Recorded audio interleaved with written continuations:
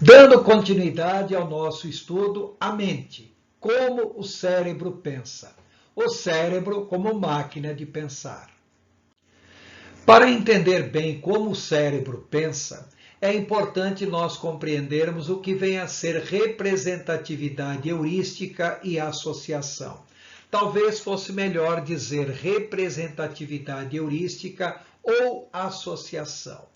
Essa palavra heurística vem do grego heuriskó, que quer dizer saber, conhecer, achar, encontrar. Bom, as experiências de aprendizagem, e lembre-se que nós estamos sempre aprendendo algo em nossa vida, essas experiências criam conexões nervosas, conexões neurológicas.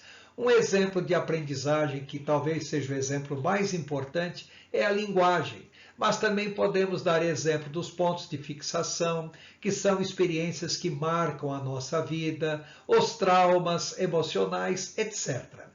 Mais tarde, quando a pessoa se defronta com algum problema, o intelecto, lembrando que a palavra intelecto que está associada à capacidade de resolver problemas, então mais tarde, quando a pessoa se defronta com algum problema, o intelecto busca um atalho, essa busca de atalho é a representatividade heurística.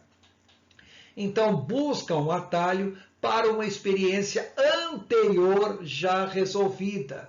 Isso está na memória permanente. Isso será mais nítido se os sentimentos envolvidos nas experiências forem semelhantes, e principalmente nas chamadas memória emocional. Com base nisso, o cérebro decide imediatamente por uma determinada ação ou estratégia. Tudo isso ocorre em frações de segundos, em milésimo de segundo. A representatividade heurística são associações de atividades cognitivas diversas, como memória, que é a principal das atividades cognitivas, também imaginação, raciocínio, atenção, análise, também processos simbólicos, meditação, entendimento, sabedoria, subjetivação, juízo de valores e vários outros processos mentais diferentes. E a tudo isso também temos associações com funções instintivas relacionadas aos instintos, funções emocionais, funções sensoriais e assim por diante. Tudo isso é assunto que nós veremos posteriormente. É na área pré-frontal, ou seja, nessa área da frente da cabeça, onde ocorre a maioria das decisões a serem tomadas. Área que só adquire sua forma final após os 16 anos, ou seja, se completa por volta dos 21 anos. É por isso que as decisões só adquirem valor legal após os 18 anos de idade, quando a pessoa já tem a sua capacidade mental plenamente formada. A maior parte das decisões é feita automaticamente por intuição. A representatividade heurística é uma resolução por intuição.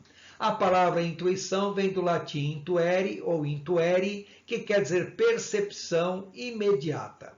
Ou seja, o que é intuição? É aquilo que a pessoa sabe que sabe, mas não sabe como sabe. Na realidade, é a representatividade heurística buscando uma solução para um determinado problema. Muitas vezes essa solução é encontrada inconscientemente.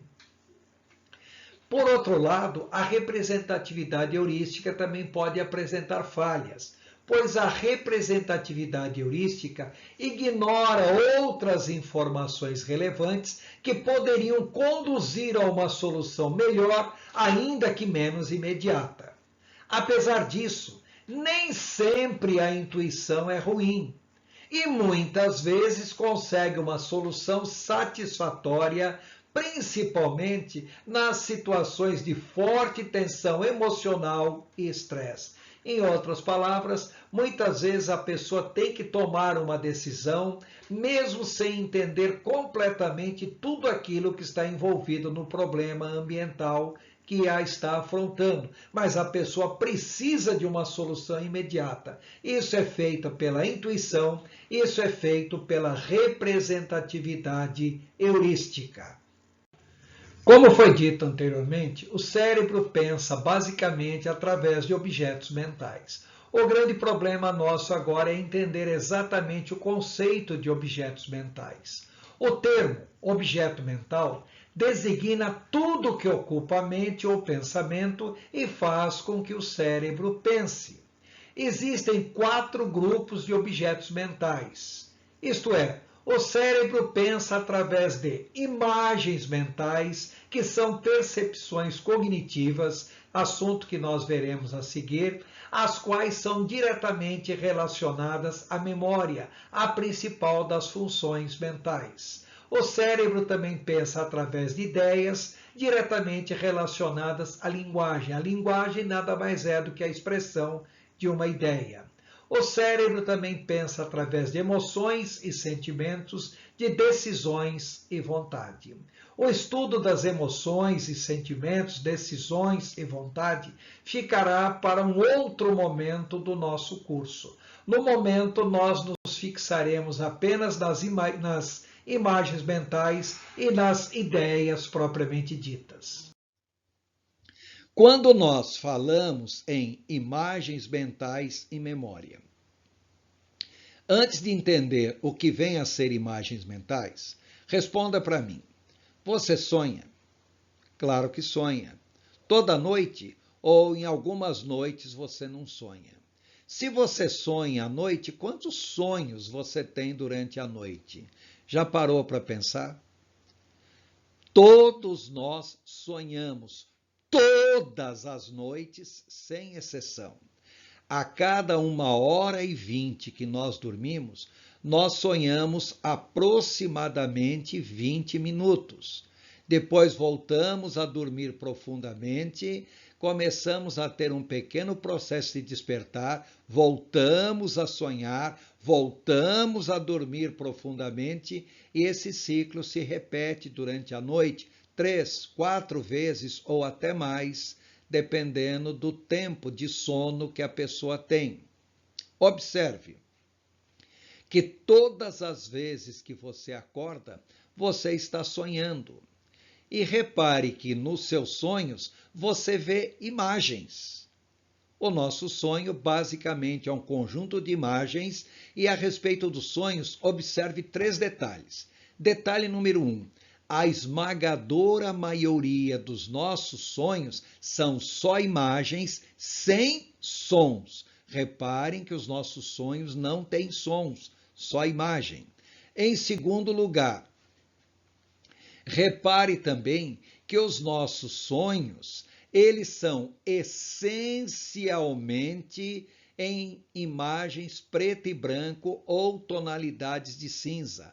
Raramente uma pessoa pensa colorido, ou seja, os sonhos são imagens mentais e na grande maioria dos casos não tem cor.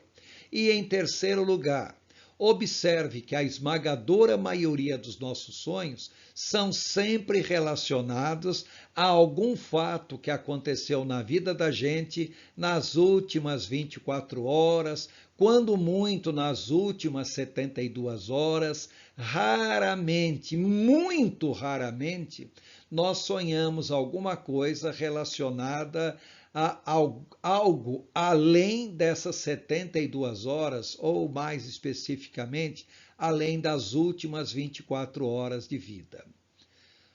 Sonho é um exemplo típico de uma imagem mental. E reparem que esse sonho é algo que flui, muitas vezes de maneira subjetiva, ou aliás, quase sempre de maneira subjetiva, e quase sempre de maneira totalmente involuntária, surge do nosso inconsciente. Então, isto é um exemplo de imagem mental para vocês entenderem, mas não é só isso. Antes de entender melhor o que vem a ser imagens mentais, o que eu quero que vocês entendam é o seguinte: das imagens mentais dependem todos os demais objetos mentais que nós estaremos abordando, como, por exemplo, ideias. Ou seja, as imagens mentais são a base dos demais processos que o cérebro usa, dos demais objetos mentais. As imagens mentais são resultantes diretas das percepções que a pessoa tem do seu meio ambiente. Então, as imagens mentais são sempre relacionadas ao próprio meio ambiente da pessoa. As imagens mentais são percepções cognitivas, percepções do ambiente que geram conhecimento. Quando nós falamos percepções cognitivas, entendam, elas constituem a quase totalidade do conhecimento adquirido. Todo o nosso conhecimento, basicamente, é formado através de imagens mentais. Mais do que isso, as imagens mentais determinam a principal forma de armazenamento das informações percebidas, isto é, as imagens mentais determinam a nossa memória, porque elas são armazenadas na nossa memória.